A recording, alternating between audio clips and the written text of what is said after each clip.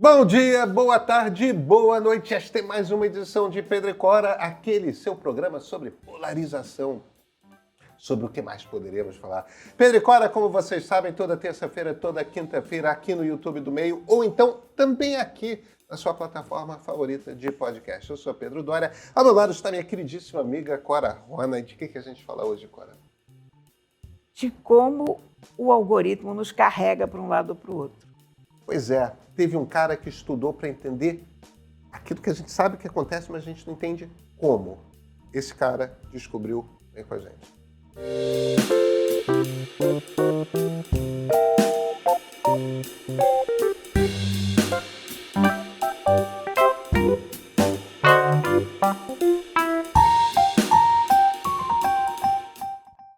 Cara, eu andei lendo, tem um estudo super interessante de um cientista político, na verdade não, de um cientista da computação holandês chamado Peter Thornberg.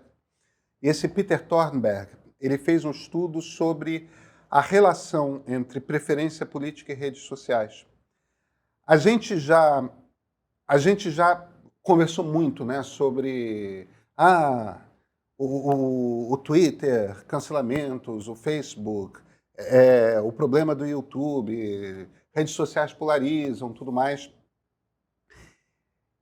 E o que o Thornberg fez e se perguntou foi, tá, tudo bem. Como que esse processo se dá? E ele fez um modelo computacional que simula a relação de uma sociedade com o algoritmo, um algoritmo típico de redes sociais, para tentar ver se ele conseguia literalmente simular o processo de polarização acontecendo, sabe? Quer dizer, ele queria fazer um modelo de... Ele fez um modelo matemático, um modelo matemático sem as figurinhas, porque na verdade isso é uma coisa só de conta, mas é quase como se ele fizesse um The Sims, né? Exato. Ou então um SimCity, um jogo desses de simulação. Isso. É um jogo de simulação de sociedade. A diferença é que você não tem as figurinhas passeando pelo computador, né? Não é uma coisa para entretenimento, é uma coisa para você simular muitas vezes um mesmo acontecimento para ver como que as coisas se organizam. Esses modelos são muito usados para simulação de clima, por exemplo. Se você aumenta a quantidade de carbono na atmosfera em tanto, o que tem de acontecer? São usados muito para análise de trânsito. Se eu fizer uma ponte aqui ou se eu fizer uma ponte ali, como é que o trânsito vai se comportar, tal? Quer dizer, modelo de bolsa de valores, entendeu? Se eu jogo mais aqui, Sim. mais ali. Quer dizer, esses modelos já são modelos conhecidos, mas nunca tinha sido desenhado um para entender como que uma sociedade se relaciona com redes sociais a respeito de política. E ele descobriu algumas coisas. A primeira coisa que a gente tem que compreender é o seguinte. Existe um viés que os modelos dão, que os algoritmos dão, que é o seguinte. O algoritmo de rede social, ele existe por uma razão. Essa razão é a seguinte. Ele quer vender propaganda para você. Para ele vender propaganda, ele tem que organizar as pessoas em clusters, né? em grupos de interesses similares. E a maneira como você estabelece interesses é fazendo grupos ou clusters de identidades comuns, entendeu?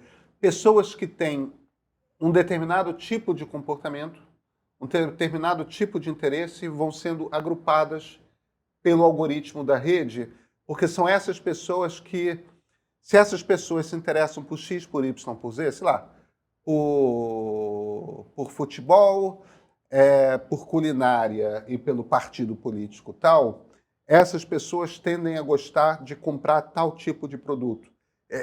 Quando os algoritmos vão organizando esse negócio que eles começam a descobrir que tipo de gente vai gostar de tal tipo de produto para direcionar publicidade. Isso é um processo que a gente já conhece, mas a gente, eu acho que nunca tinha pensado, e esse modelo mostra com muita clareza, que quando você começa a organizar as pessoas por identidade, porque você quer apresentar determinado das publicidades para ele, o que acaba acontecendo é que, ao mesmo tempo, você começa a apresentar para essas pessoas o mesmo tipo de conteúdo. Então, só de você organizar para apresentar publicidade, você já cria um viés para apresentar para essas pessoas o mesmo tipo de conteúdo. E aí, olha o que é interessante. Como é que acontece numa sociedade normalmente? Digamos que é um mundo sem rede social. Imagina que um mundo desses fosse possível. Eu sei que nunca ninguém viveu num mundo assim. Sem rede social? Sem rede social, não tem rede social. Não consigo nem imaginar o que seria isso. Pois é. Essas pessoas que não têm rede social, que talvez sequer tenham internet, essas pessoas vivem, Clara, imagine só, num mundo que é físico, em que o contato que elas costumam ter com a maior parte das pessoas é um contato, veja bem, é uma palavra complexa, presencial, quer dizer, elas são de fato presencialmente umas de frente às outras. Nesse mundo que era presencial, o que acontece? Você mora numa determinada cidade, você frequenta um determinado clube, você torce para um determinado time de futebol e vai no seu estádio aos domingos, você vai à praia, ou ao bar, ou ao restaurante, ou à galeria, ou ao cinema, ou o entretenimento que você costuma gostar. Você frequenta um escritório, eu sei que isso saiu de moda, mas antigamente as pessoas frequentavam ambientes de trabalho diariamente, tinham que conviver. Mas o resultado, em essência, quando você vive num mundo físico e boa parte da sua relação com as pessoas se dá presencialmente, o que acaba acontecendo é o seguinte: as pessoas que calham de trabalhar com você é porque todos são engenheiros, ou todos são médicos, ou todos são até jornalistas, parece. Pois é, havia essa profissão.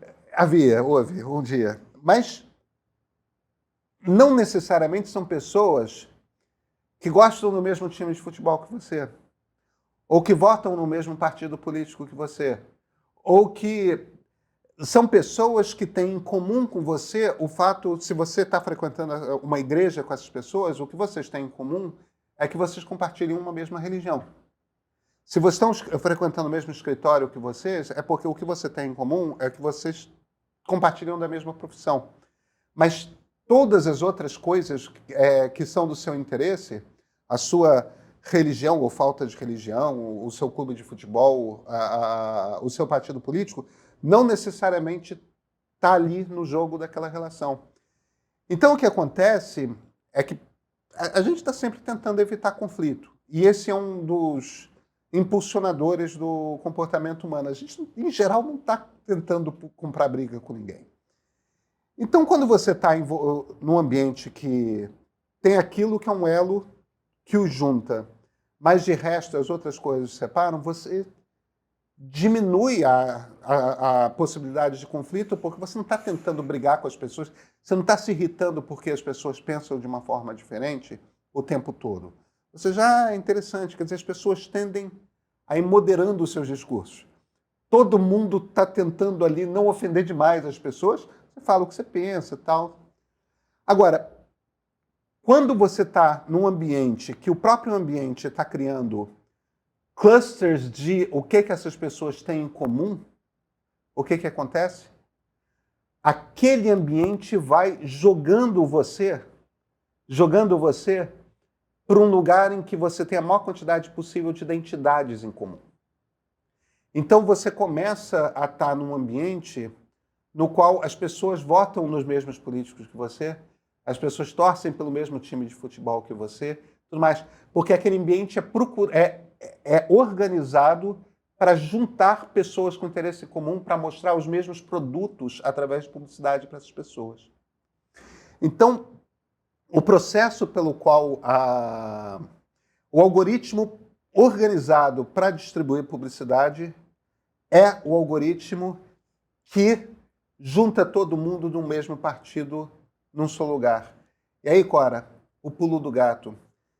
Tem um particular grupo demográfico que é mais incisivo do que outros. Homens brancos. E o que acontece... Não chega a ser uma surpresa. Bem, não me foge, cara espectador, a ironia do fato de que eu sou, aparentemente, pelo menos acho que sou, um homem branco. É que essas coisas de identidade deixam a gente meio confusa às vezes, né? Mas Completamente. é, Embora você sabe que eu hoje me identifico como gato, né? bem, acho que você pode. Acho que você tem lugar de fala nesse ambiente para falar. Mas então o que acontece, que é interessante, isso acontece em vários ambientes políticos, é que o cluster mais incisivo e talvez mais assertivo, até talvez por uma questão cultural, é o cluster que reúne essa identidade, homens brancos. Então é por isso que, na maior parte dos lugares, você está tendo um tipo de polarização política, que é uma polarização que eles chamam de assimétrica. O que é uma polarização assimétrica? Você tem um cluster que é muito homogêneo e você tem um cluster que é todo o resto. Então é por isso que, por exemplo, nos Estados Unidos ou no Brasil, certamente é verdade nos Estados Unidos, certamente é verdade no Brasil, um dos grupos dessa polarização política é essencialmente um movimento político de homens brancos, que é o bolsonarismo. Eu sei que não há só homens brancos ali, há mulheres e há pessoas que não são brancas, mas é essencialmente um movimento de homens brancos, assim como o trumpismo nos Estados Unidos é a mesma coisa. Então, por conta da força política desse cluster, a única maneira de você organizar uma coisa que tenha peso equivalente politicamente do outro lado é juntar todo o resto. Então é por isso que, de repente, você tem essas coisas de liberais, sociais-democratas, comunistas, ecologistas, tal, todo mundo numa mesma bolha fazendo esse grupo de todo o resto. Que coisa curiosa isso, né? Pois é, enfim, o interessante no fim das contas, e aí ele diz que você acaba, quando você junta esses dois grupos em torno de identidade, essas coisas tendem a ficar tão fortes que você tem um efeito Senhor das Moscas, né? Lord of the Flies, que é aquele livro que conta a história de um grupo de meninos Golding. abandonados numa ilha que tentam organizar uma sociedade e de repente viram dois grupos radicalmente e violentamente inimigos uns dos outros, tudo mais. Ele diz que o risco desse tipo de divisão da sociedade, que é incitada pelas redes sociais, é você de fato chegar a um cenário Senhor das Moscas em que esses dois grupos se odeiem tanto que vire uma coisa sectária que parta para a guerra civil. E isso essencialmente acontece porque você tem uma máquina de comunicação na qual a gente se organiza cada vez mais como sociedade através de um mecanismo que tenta ficar nos empurrando para dentro de identidades específicas. Enfim, é o resultado desse estudo que nasce, não é de um cientista político, é de um cientista da computação. Um modelo computacional eu achei, Cora, fascinante. É muito interessante. Muito interessante. E você sabe que essa semana mesmo eu tive uma experiência, vou te dizer, chocante é a palavra, com a velocidade com que o algoritmo se impõe. Porque eu já comentei aqui com você a questão dos gatos siameses no Instagram. Como é que o Instagram sempre me mostra gatos. E de um tempo para cá ele começou a me mostrar só gatos siameses. Então eu abri aquela primeira página, explora, não sei o quê, sugestões. Eu olhava, só tinha gato siamês, devia ter uma outra coisa diferente, mas o grosso era gato siamês. Até aí tudo bem. A gente acha engraçado. Ok, eu prefiro que me mostre gatos siameses a me mostrar Lulus da Pomerânia ou pastores alemães, ok, né? Gato, né? Tá bom. Agora, de repente, desde o dia 7 de outubro, a gente está vivendo um momento de instabilidade brutal no mundo, de uma coisa que a gente não sabe onde vai dar. E eu comecei a procurar outras fontes de informação, além das minhas fontes de informação habituais. Tipicamente, eu lia o New York Times, Atlantic, Washington Post, né?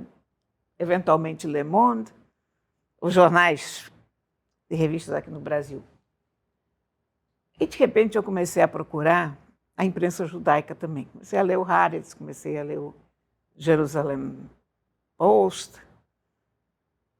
Jerusalem Post? Jerusalem Post. Jerusalem Post, Times of Israel, enfim.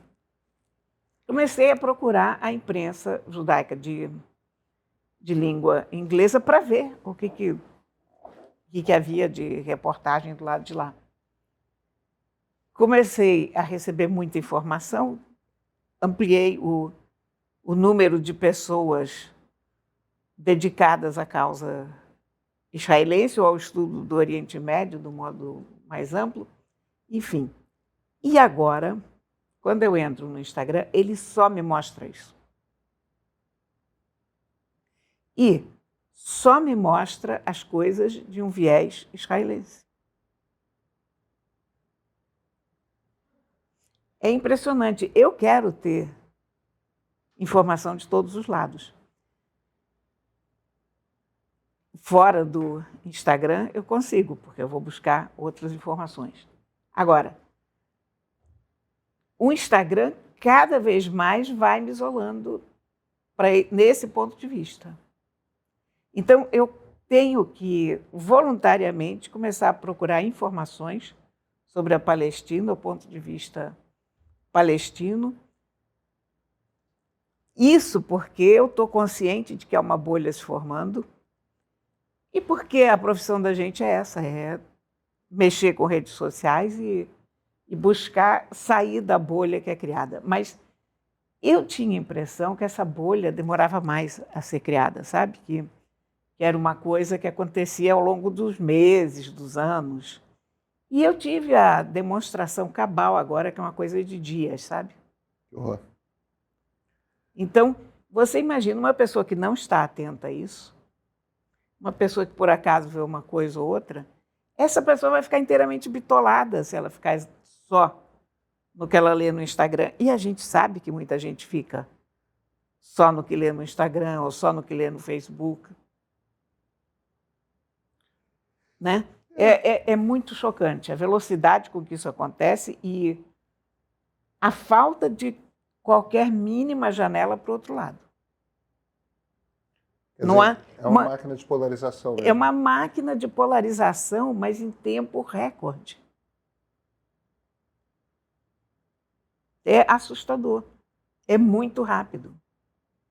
E a gente sabe, como produtores de conteúdo, que quanto mais violento é um post que a gente escreve, quanto mais radical, tanto mais likes ele tem. Quer dizer...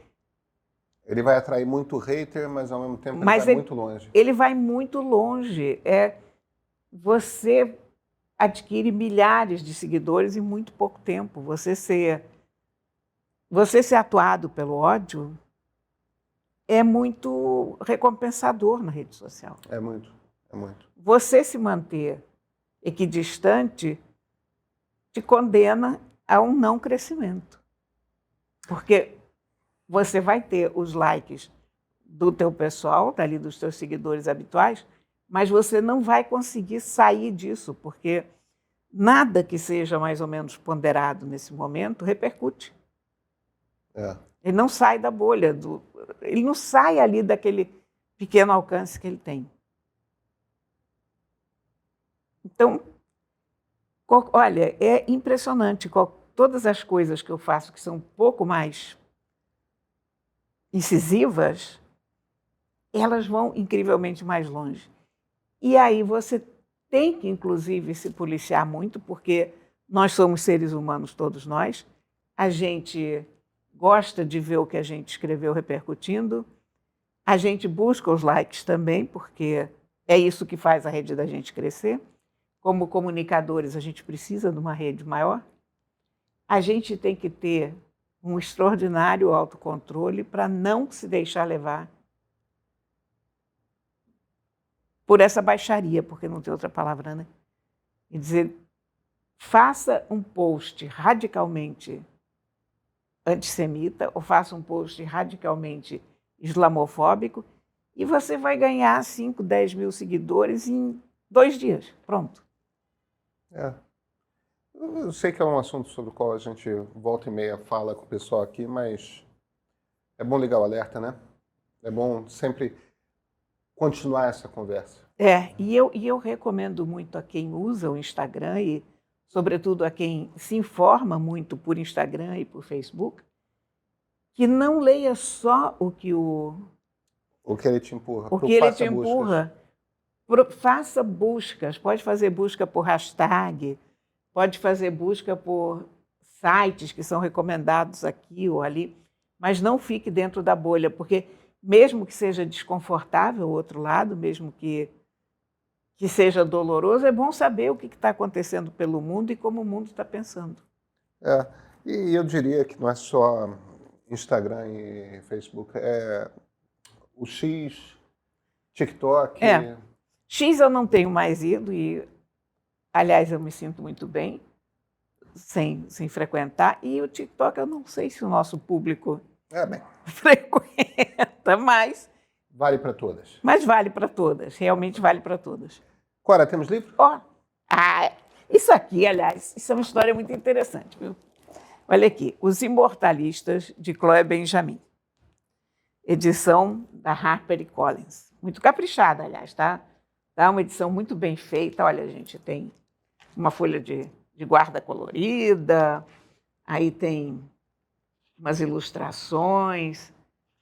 Bonita edição, com uma boa letra, legível. Olha, isso parece que não é muita coisa, mas porque é muito chato você pegar um livro com uma letrinha que você não consegue nem ler, né? Bom, então temos esse lindo livro aqui. Como é que eu descobri esse livro?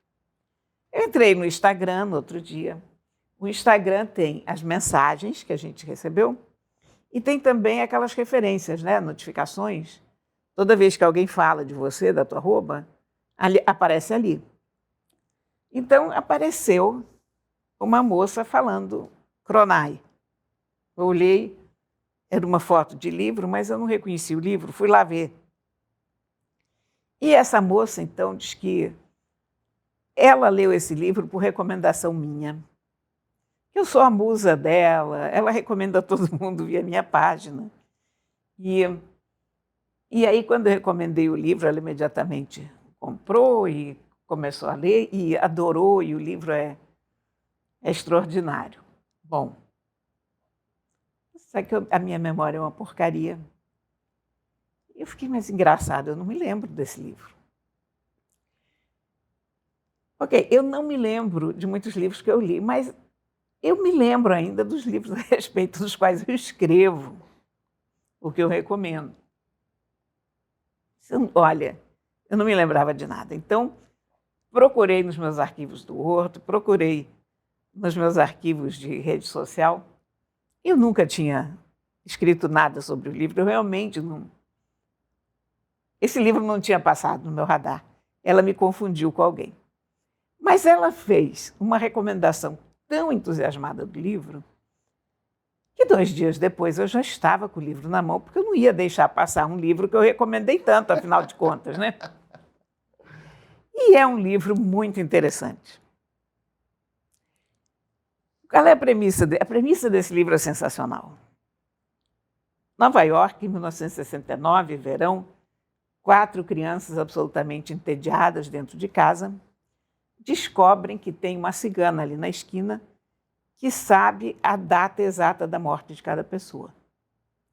Então, essas crianças fogem de casa, vão até a cigana e cada uma se consulta com a cigana e depois vão embora. Não falam nada umas com as outras. Pronto. E aí, o livro se divide em 4 blocos, cada um dedicado a uma das crianças, a vida dessa criança, e a cigana acerta todas. Então, tem um rapaz que, ainda adolescente, foge para São Francisco, porque ele é gay, ele quer viver a sua vida, e foge para São Francisco nos anos 80. E morre de AIDS antes mesmo que... AIDS tem um nome. Era a época do câncer gay, lembra? Claro. E ela faz uma boa descrição da vida em São Francisco. É muito pesquisado o livro nesse aspecto. Quer dizer, ela fala do Vesúvio em frente à livraria, né? City Lights. A gente conhece bem toda aquela área da qual ela está falando, e isso se repete em todos os casos. E essa cigana acertou no caso dele. Depois, tem uma irmã chamada Clara, que é uma ilusionista extraordinária, uma mágica. E ela vai para Las Vegas.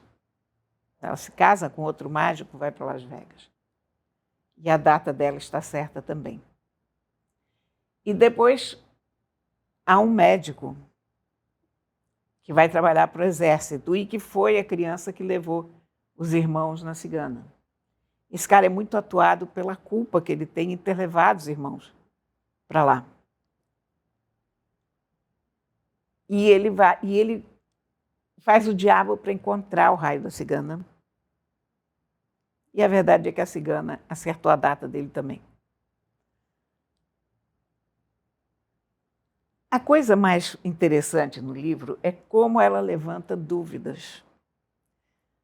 Se a cigana de fato tinha superpoderes e acertou as datas, ou se foi uma espécie de profecia autorrealizável, quer dizer... Uma coisa sugerida. Se eles não soubessem a data, se eles não teriam levado a vida de outra maneira. E é muito interessante essa discussão e sobre o limite da religião, da crença, da profecia. Que coisa tão interessante. É muito interessante, muitíssimo interessante. É um ótimo livro. Ele é um pouco desigual. Eu acho que nem todas as histórias dos irmãos são tão convincentes. Eu gosto muito da história da última irmã, que, se a cigana tiver razão, só vai morrer em 2044, que é uma cientista que passou a estudar a longevidade. Mas, por outro lado, se privou de viver. Então, é um ótimo livro, Ele não é um livro cabeça, ele é um ótimo livro de entretenimento para você ler num feriado, para você levar numas férias. É muito bom, sabe? Está muito bem realizado, tem uma falha aqui, tem outra falha ali, mas é uma premissa espetacular e ela conduz muito bem a história. Muito. Esse livro acabou sendo um super best-seller, evidentemente. Foi um daqueles best-sellers instantâneos do New York Times, ficou não sei quanto tempo na lista dos mais vendidos, e eu tenho a impressão que isso vai virar filme em algum momento, porque daria um ótimo filme ou uma ótima série. Então, está aqui. O livro que eu indiquei, mas não indiquei, mas indiquei. Então está indicado. Agora a gente se vê na quinta? Na quinta, sim, senhor. Até quinta-feira.